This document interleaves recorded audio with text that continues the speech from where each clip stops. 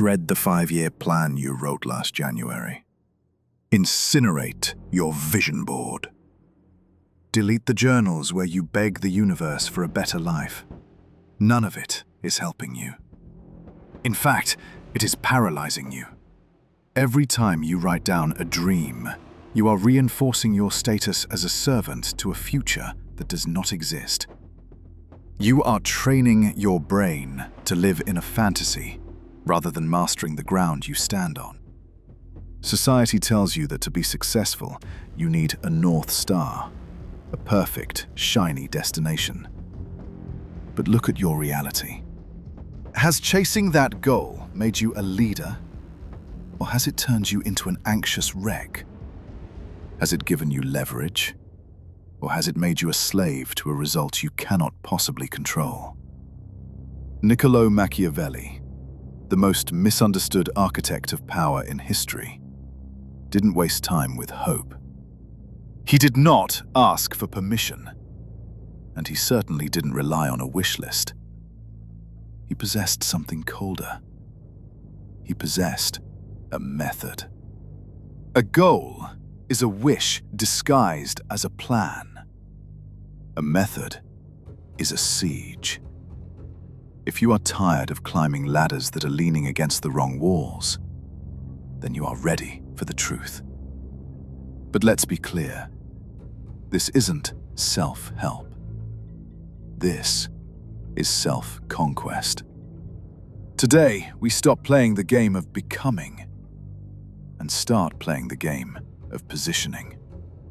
Most people spend their entire lives in a state of suspended animation. They exist in the not yet.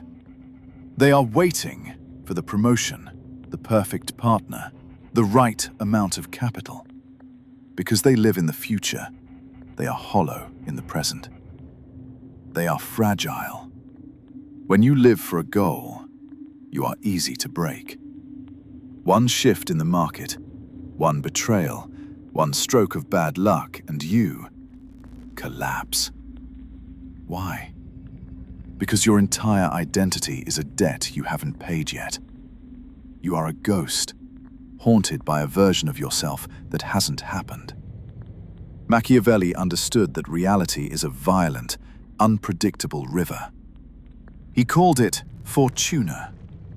If you build your house on the riverbank of goals, you will drown when the flood comes, and the flood always comes. My objective today is to show you how to stop building on the bank and start becoming the river itself. When you master this, the words success and failure become irrelevant noises.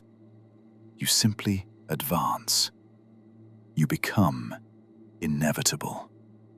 But to reach this state, you must kill the part of you that loves to dream.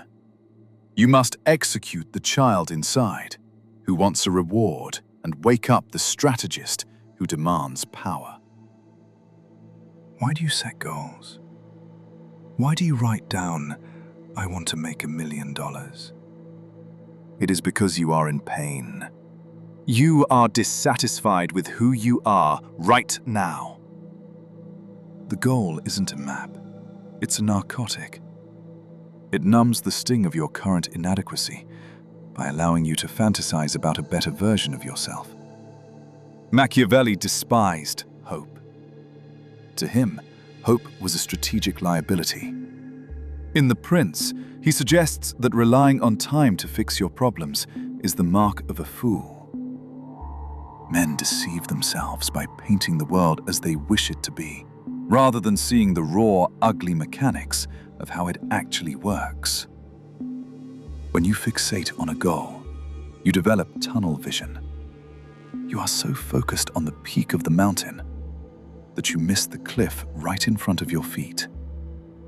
You become rigid, and in the game of power, rigid things break. Think about the last time a major goal failed. You didn't just lose progress, you lost your mind. You felt like a fraud. You crashed because you bet your entire self-worth on an outcome you never controlled in the first place. you gave your power away to a ghost. A Machiavellian doesn't bet on outcomes. He bets on Virtù, the ruthless capacity for effective action. We need to redefine your dictionary. On this channel, we don't care about virtue in the moral sense. Society uses that word to keep you compliant and predictable.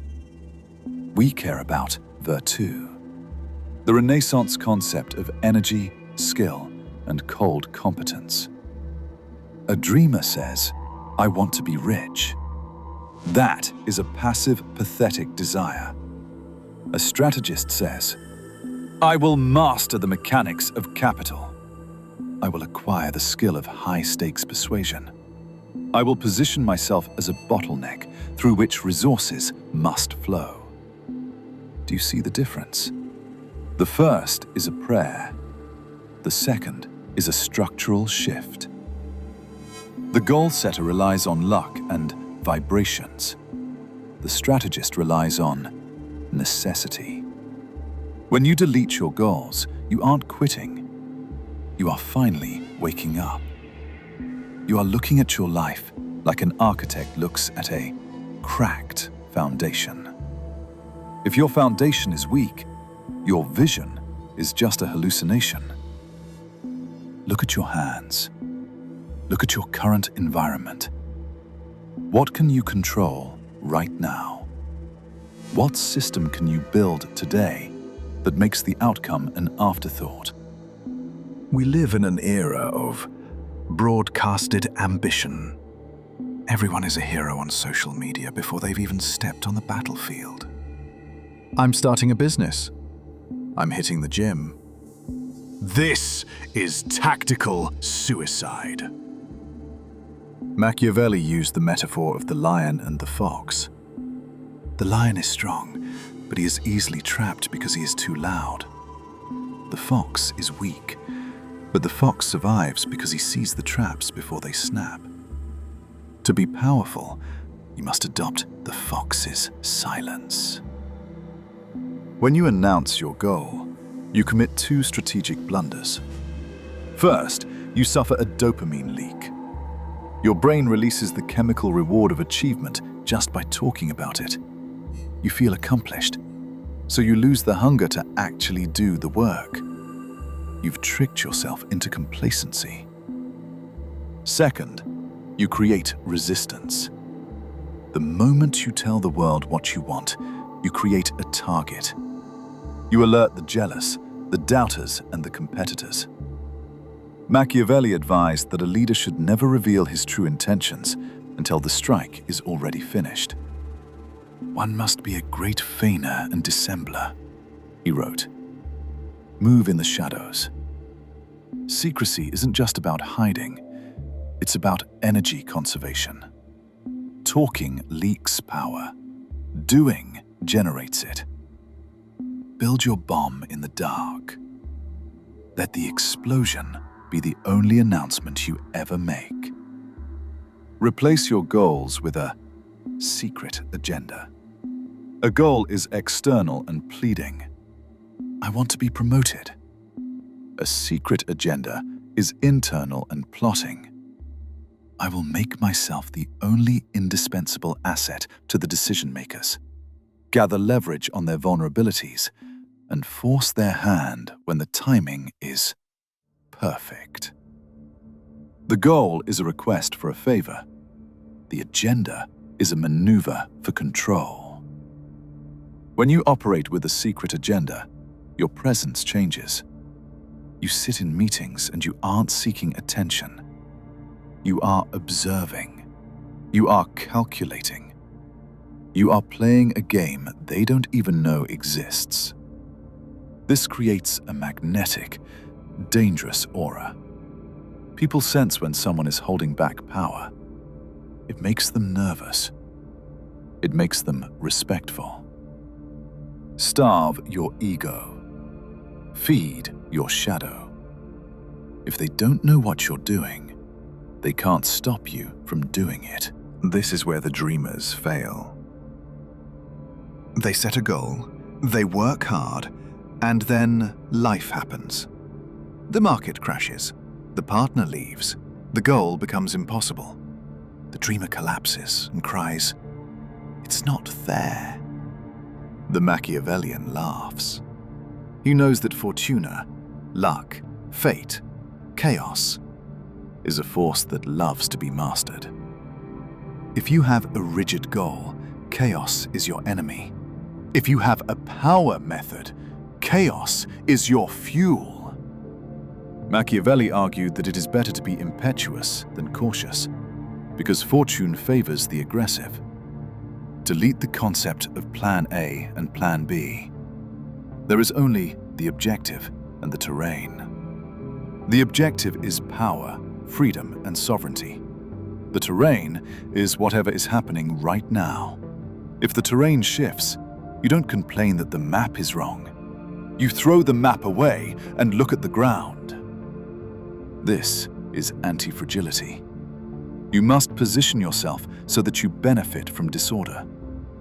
A candle is blown out by the wind, but a fire is fueled by it. Be the fire. Modern society tells you to love yourself and be gentle. That gentleness has created a world of weak bodies and paralyzed minds. A Machiavellian ruler imposes order on chaos. You are the ruler of your mind, but currently, your impulses are in a state of open rebellion. Machiavelli asked, "Is it better to be loved or feared?" It is safer to be feared. Apply this to yourself. You need to fear the part of you that is lazy. You need to fear the version of you that settles for good enough. You must become your own internal tyrant. Delete the goal of losing weight. Install the mandate of physical sovereignty. A sovereign does not negotiate with terrorists, and your cravings are terrorists. When you develop this internal respect for your own laws, you stop needing motivation. Discipline isn't a chore. It is the only true freedom. When you can command yourself and actually obey, you become dangerous. You walk into a room and you know, I can control myself. Therefore, I can control this room. If we delete the goals, what replaces them? 3 pillars: positioning, leverage, and adaptability. You are now awake. You have looked into the abyss of your own ambition, and you did not blink. But your mind is a tricky servant. It will try to slide back into the safety of dreaming tomorrow morning. You must guard the throne of your mind.